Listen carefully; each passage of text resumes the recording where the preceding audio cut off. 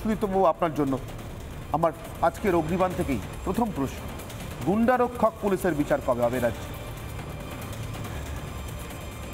গুন্ডারক্ষক পুলিশের বিচার, এই শব্দটা যদি একটু ঘোরানো যায় তাহলে ইডি সিবিআই বিজেপির দলদাস, এই দলদাসের বিচার কবে হবে? আমি তো এই রাজ্য পুলিশের কথা আজকে আপনাকে তো আমি বলছি, রাজ্য পুলিশকে আপনি গুন্ডারক্ষক মনে করছেন? আজকে আপনারা অনেক প্রতিশ্রুতি দিয়েছিলেন বাংলার মানুষকে আপনারা বোকা ভাবেন আমি জানি, আমাকেও ভাবেন। অনেক প্রতিশ্রুতি দিয়েছিলেন যে অনুব্রত মণ্ডলকে তিহাড় জেলে নিয়ে যাওয়া হচ্ছে। 8ই মার্চ 2023-এ অনুব্রত মণ্ডল তিহাড় জেলে যায়। তারপর নাকি বাংলার সব বড় বড় তৃণমূলের নেতা সব নাকি শ্রীঘরে যাবে।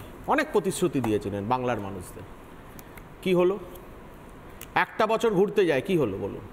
কিছু হতে পারলো?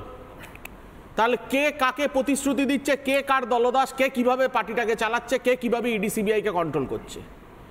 ইডি সিবিআই যদি মুরলী মনোহর স্ট্রিট থেকে আজকে শুভেন্দু অধিকারী কন্ট্রোল করে আর তার নির্দেশে যদি একের পর এক তৃণমূলের সাংগঠনিক নেতাদের বাড়ি ইডি সিবিআই হানা দিয়ে তাদেরকে কোনো মতে 2024-এর ইলেকশনের আগে জেলে পোড়ার স্বপ্ন দেখে, তার প্রতিরোধ তৃণমূল কংগ্রেসকে করতে হবে। শাহজাহান তৃণমূলের সাংগঠনিক নেতা করতে হবে। সুদীপ্তবাবু, শাহজাহান তৃণমূলের সাংগঠনিক নেতা, এটা তৃণমূলের গর্ব না লজ্জা? আপনাকে তো উদাহরণ দিলাম, তৃণমূলের গর্ব না লজ্জা? অনুব্রত মণ্ডলের মতো একটা সাংগঠনিক নেতাকে আপনারা উড়িয়ে নিয়ে চলে গেলেন। অনুব্রত মণ্ডল একটা সাংগঠনিক নেতা তৃণমূল কংগ্রেসের 2023-এ ওইরকম একটা কয়লা সাংগঠনিক নেতা প্রমাণ করতে পারছেন না মশাই। ওটা আপনাদের গর্ব না লজ্জা? 2014 সাল থেকে বিজেপি নামক দলটা ইডি সিবিআইকে ভারতবর্ষের বিভিন্ন রাজনৈতিক আদালত থেকে জামিনটুকুও পাচ্ছে না কেন? শোনাচ্ছে আদালত থেকে জামিনটুকুও পাচ্ছে না কেন? আদালত থেকে সাংগঠনিক ক্ষমতা নেই বলে বলছি, আদালত থেকে জামিনটুকুও পাচ্ছে না কেন? ব্যবহার করছে, দুর্ভাগ্যজনক। একটা নাম করা সংস্থার অফিসারকে এরকম ক্ষতির মুখে ফেলে সুদীপ্তবাবু শুনুন না, বিজেপি ইডি সিবিআই বীরভূমের জেলা লেভেলের বাঘ থেকে এই উত্তর 24 পরগনার ব্লক লেভেলের বাঘ শাহজাহান, অনুব্রত মণ্ডল থেকে শাহজাহান জামিনটা পাচ্ছে না কেন? শাহজাহান তো এখনো জামিন না। আপনাদের যদি কথা আমি ধরি যে আজকে অভিযুক্ত শাহজাহান, এই অভিযুক্ত শাহজাহানকে ধরতে যাচ্ছে কে? একজন ইডি অফিসার যে নিজে দোষী করাপশন মামলায়, তাকে আপনি পাঠাচ্ছেন কেন?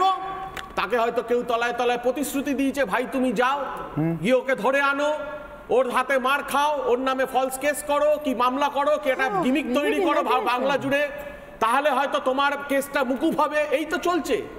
আজকে আমরা দেখছি তো যে যেই বিজেপির কথায় যে কোনো নেতা ভারতবর্ষের নাচছে, তার করাপশন মুক্ত হয়ে যাচ্ছে। সে পরের দিন বিজেপির বড় বড় পদে বসে আছে। অজিত পাওয়ারকে দেখলাম, আমাদের বাংলার শুভেন্দু অধিকারীকে দেখলাম, হেমন্ত বিশ্ব শর্মার তো বড় ব্যাপার।